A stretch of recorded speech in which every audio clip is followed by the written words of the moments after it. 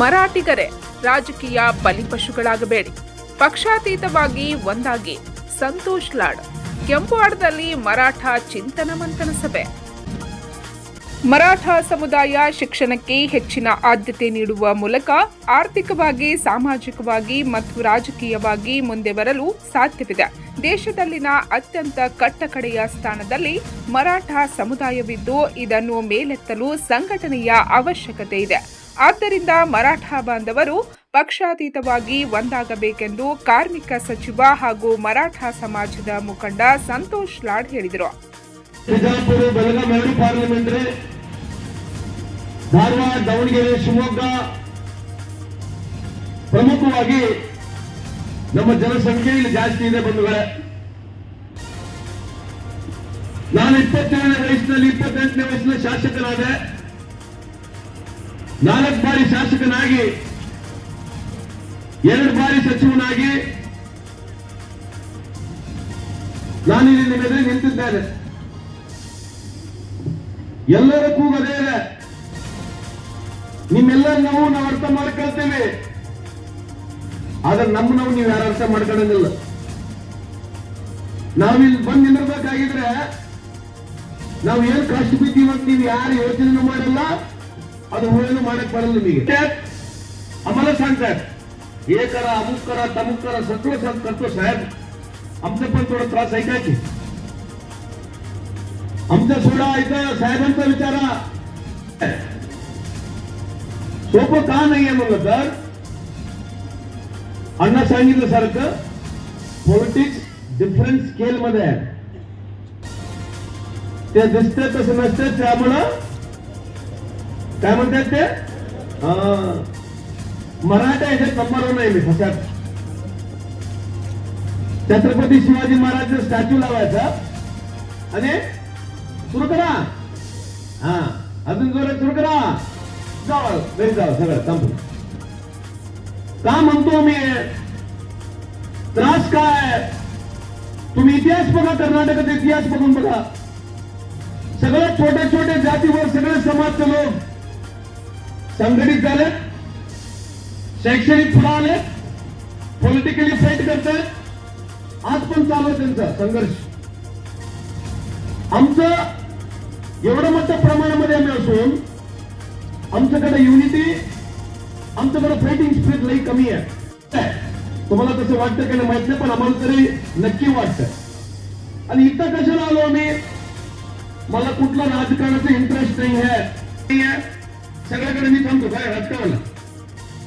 लोक काय काय म्हणतात म्हणून करते, पण आमचा उद्देश ते नाही आहे.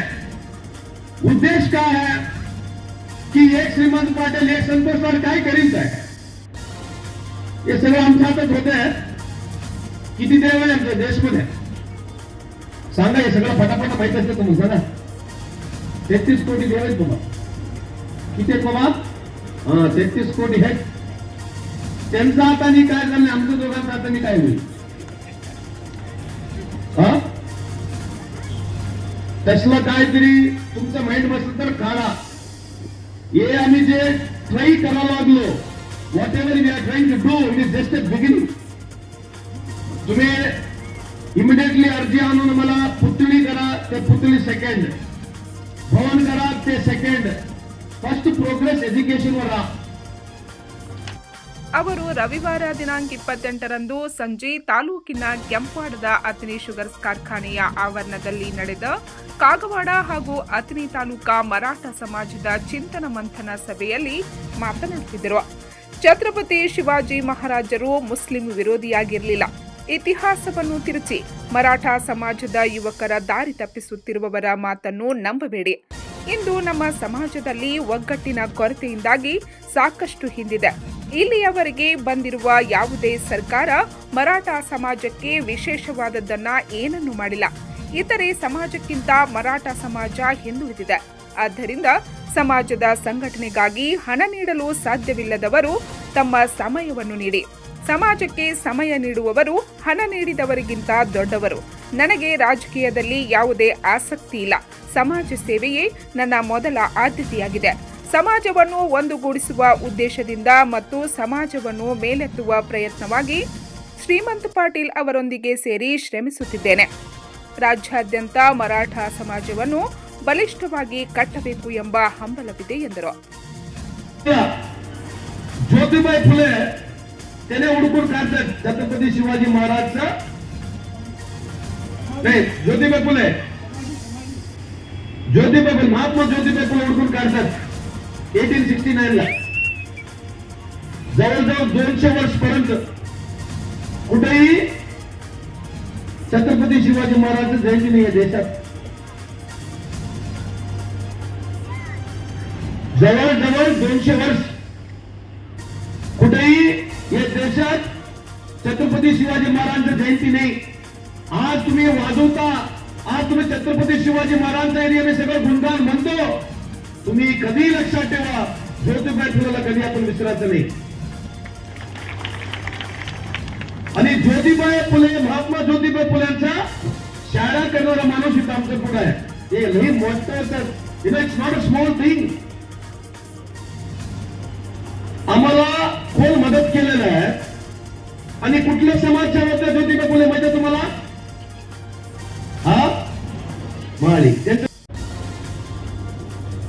त्या सोशल रिफॉर्मिस्ट एक ज्योतिबा फुले साहेब ना कारण होतं ते त्या 1869 ला प्रारंभ झालेला छत्रपती शिवाजी आणि सगळं ನಮ್ಮೆಲ್ಲ ಮರಾಠ ಸಮಾಜದ ಬಂಧುಗಳು ಇನ್ನು ಮುಂದುಗಡೆ ನೀವು ಯಾವಾಗ ಛತ್ರಪತಿ ಶಿವಾಜಿ ಜಯಂತಿಯನ್ನು ಆಚರಣೆ ಮಾಡ್ತೀರಿ ಅವತ್ತು ಒಂದು ಹುದ್ದೆಯನ್ನು ಕಟ್ಟಿ ಜ್ಯೋತಿಬಾ ಮಹಾತ್ಮ ಫುಲೆ ಹೆಸರು ಮೇಲೆ ನೀವು ಹಾಕ್ಬಿಡ್ಬೇಕು ಅಂತ ತಮ್ಮಲ್ಲಿ ಮನವಿ ಮಾಡಿ ಕಳಿಸ್ತೀವಿ.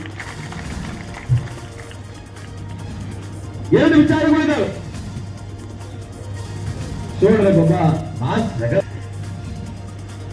एक विचार की मराठे मुसलमानच्या विरुद्ध हे इथं लावून टाकलं आम्हाला.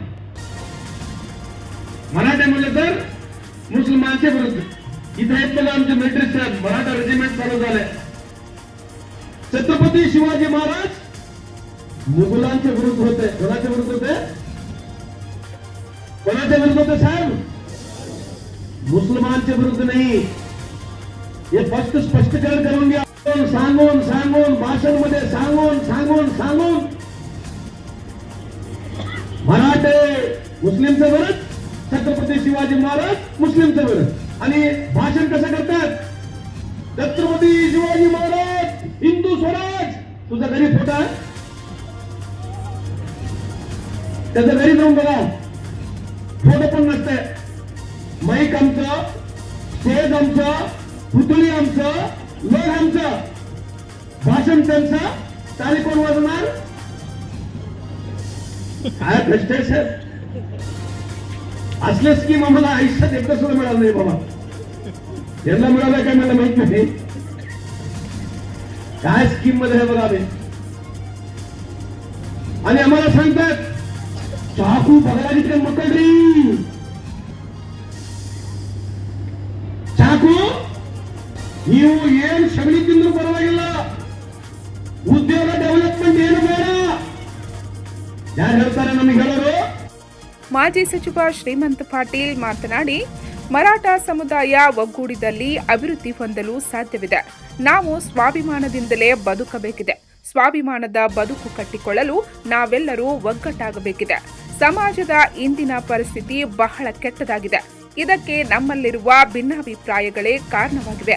ಆದ್ದರಿಂದ ನಾವೆಲ್ಲರೂ ಪಕ್ಷಾತೀತವಾಗಿ ಒಂದಾಗಿ ರಾಜಕೀಯವಾಗಿ ಆರ್ಥಿಕವಾಗಿ ಮುಂದೆ ಬರಲು ಸಾಧ್ಯವಿದೆ ಎಂದರು. कुठली जात धर्म व्यक्ती पक्षपात कुणाच्याही विरोधात नाही. अगदी स्वच्छ निर्मळ संघटना करायची आहे. आणि ती फक्त कशासाठी तर हा आमचा समाज आज खरोखरच अतिशय हीन अवस्थेमध्ये गेलेला आहे. एवढा हीन अवस्थेमध्ये गेलेला आहे की काही ठिकाणी लोक ते दुर्दशा बघितलं तर अक्षरशः अंगावर काटा येतो. मग हे असं सोडून द्यायचं काय? नाही चालणार. असं सोडून चालणार नाही आहे. मला सुधारणा करावी लागणार आहे. आणि ही सुधारणा करायची म्हटलं तर या समाजामध्ये आमच्या काय चुका आहेत ते बघितलं पाहिजे. आम्ही कुठं चुकतो आणि मागं पडलं हे विनाकारण पडलं नाही, कुठं तर आमच्या चुका आहेत, चुकतो म्हणूनच आम्ही मागं पडलोय. आमच्या चुका सगळ्या हुडकून काढलं पाहिजे आणि त्याच्यावर हुडकून काढून आम्ही त्याच्यावर पर्याय शोधला तरच आम्ही पुढे जाऊ शकतो. ಸಮುದಾಯದ ಏಳಿಗೆಗಾಗಿ ನೂತನ ಶಾಲೆಯೊಂದನ್ನು ಪ್ರಾರಂಭಿಸಿ ಪ್ರತಿಭಾವಂತ ವಿದ್ಯಾರ್ಥಿಗಳಿಗೆ ಗುಣಮಟ್ಟದ ಶಿಕ್ಷಣ ನೀಡುವ ಉದ್ದೇಶವನ್ನು ಹೊಂದಿದ್ದೇವೆ. ಸಮಾಜದ ಏಳಿಗೆಗಾಗಿ ಎಲ್ಲರೂ ಸೇರಿ ಶ್ರಮಿಸೋಣ ಎಂದರು. कुठेतरी स्कोप मिळावा अशी काळावून सांगितलंय. आम्ही त्या कामासाठी या कारखान्यातून 5 कोटीची प्रोव्हिजन करून ठेवलेली आहे आणि ताबडतोब इथे आम्ही ती शाळा इथं चालू करतोय आणि आमच्या लोकांना त्याचा नक्की पुढच्या काळात या जूनला चालू करतो आणि तिथून पुढे थोडं चालू राहील. त्या लोकांना त्याचा फायदा होणार आहे. युग असं आलंय की तुम्ही काही करा, तुम्हाला उद्योग करायचा आहे, व्यापार करायचा आहे की काही करायचं आहे, तुम्हाला जर गॉड फादर वर कोण नसेल तर तुमचं काही चालत नाही, काही चालत नाही. मोडून काढतात, देशोधडीला लावतात. त्यासाठी आमची लोक वर पाहिजे.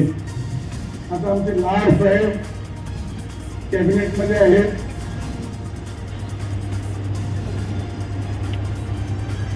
पुढच्या काळात फक्त कॅबिनेट मध्ये एक पुढच्या काळात आमची अपेक्षा आहे व एवढ्यावर थांबून आम्ही थोडं पाऊल ठेवलं पाहिजे.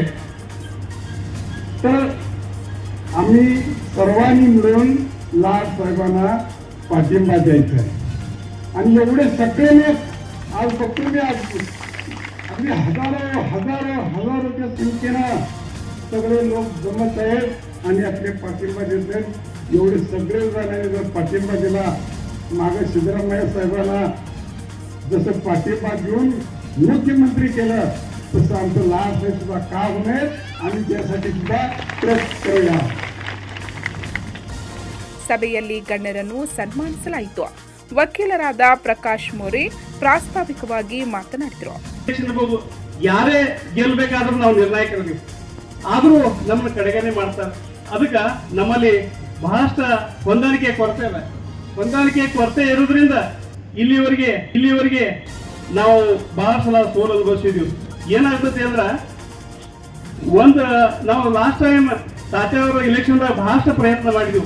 ಅದು ಎಲ್ಲೋ ನಮಗೆ ಯಾರೇ ನಿಂತಿಲ್ಲ, ಕಾಗೋಡು ಮತ್ತೆ ತಾತ್ಯ ಇರ್ಬೋದು, ನಮ್ದು ಮತ್ತೆ ಯಾರು ನಿಂತರು ನಾವೆಲ್ಲರೂ ಸೇರಿ ಒಗ್ಗಟ್ಟಿನಿಂದ ಇಲೆಕ್ಷನ್ ಮಾಡ್ತೀವಿ, ಅವ್ರನ್ನ ಗೆಲ್ಲಿಸಿ ತರ್ತೀವಿ ಅನ್ನೋ ಮಾತನ್ನ ಈ ಸಂದರ್ಭದಲ್ಲಿ ಹೇಳಕ್ಕೆ ಇಷ್ಟಪಡ್ತೀವಿ. ಸಮಾಜದ ಮುಖಂಡರಾದ ಅಪ್ಪಾಸಾಬ್ ಅವತಾಡಿ, ದಿಗ್ವಿಜಯ ಸಿಂಗ್ ಪವಾರ್ ದೇಸಾಯಿ ತಮ್ಮ ಅನಿಸಿಕೆ ಹಂಚಿಕೊಂಡರು. ಬೀದರ್ದೊಳಗೆ ಒಂದು ದೊಡ್ಡ ಕಾರ್ಯಕ್ರಮ ಮಾಡಿದ್ರು ಮರಾಠ ಸಮಾಜದೊಳಗೆ. ಇಡೀ ಕರ್ನಾಟಕ ರಾಜ್ಯನ ಸಾಹೇಬರ ಕಡೆ ನೋಡ್ಬೇಕು ಹಂಗ ಒಂದು ಕಾರ್ಯಕ್ರಮ ಮಾಡಿದ್ರು.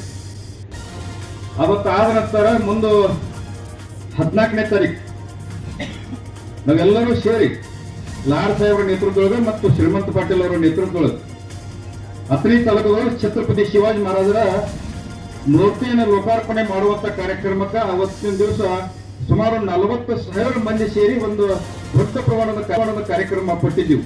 ಅವತ್ತ ಎಲ್ಲರೂ ಒಂದು ಹಿರಿಯರ ಮಾರ್ಗದರ್ಶನದೊಳಗೆ ಮತ್ತು ನೇತೃತ್ವದೊಳಗೆ ಇವತ್ತು ನನಗೆ ಅನಿಸಿದೆ, ಬಹುಶಃ ಇತಿಹಾಸದೊಳಗೆ ಎಂದೂ ಕಾಣಲಾರದಂತ ನನಗನಿಸಿದ ಬಹುಶಃ ಸಂತೋಷ್ ಲಾಡ್ ಸಾಹೇಬರು ಏನೋ ಒಂದು ಮರಾಠ ಸಮಾಜನ್ನ ಒಗ್ಗೂಡಿಸಬೇಕು ಮತ್ತು ಒಕ್ಕಟ್ಟಿಗೆ ಸೇರಬೇಕು, ಅವ್ರನ್ನ ಎಲ್ಲರನ್ನೂ ಸಮಾಜಕ್ಕೆ ಒಂದು ಹಾದಿಗೆ ತರಬೇಕಂತ ಹೇಳಿ ಒಂದು ಅವರು ಏನು ಒಂದು ನನಗನಿಸಿದೆ ಬಹುಶಃ. ಯಾಕಂದ್ರೆ ಸಮಾಜನ ಕೂಡಿಸೋದು ಮತ್ತು ಮಾಡೋದು ಬಹಳ मराठा समाजाचं एक व्यक्तीचं निवडून यायचे. इकडे काका पाटील होते, हुबळी दारवाडला गेलो तिकडे मोरे साहेब असायचे, गोरपडे साहेब असायचे, अंबाई गोरपडे त्या पूर्वीच्या ह्याच्यातच होते. सगळे असे ही होती. 2008ला मला तिकीट मिळालं, श्रीमंत पाटील पण थांबले आणि आमच्या दोघांच्या विभाजनामुळं तिसरे जण निवडून आलं तिथं. आणि आज गेल्या मला वाटतं 15-18 वर्षानंतर मी आज कारखान्यात आलेलो आहे. 2008 पासून इकडं आलेलो नव्हतो त्यावेळी पहिला. आणि याला तिथं येण्याचं किंवा ती जी ताकद होती ती आमच्या शिवाजी महाराजांचं जे पुतळ्याचं अनावरण झालं त्याच्यात काम करायला आम्ही दोघं पण मिळूनच होतो.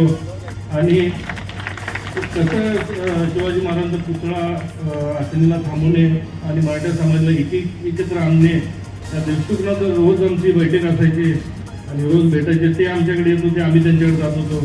त्या दृष्टिकोनातून एकत्र येण्याचा प्रयत्न झाला आणि आपले जे विचार होते संघटना करायची, मराठा समाज एकत्र यावं, त्या आपल्या विचारानं, योग्य विचारानं आम्ही सगळेजण एकत्र आले. आज मी इथं आपल्या सर्वांच्या पुढे उभा आहे.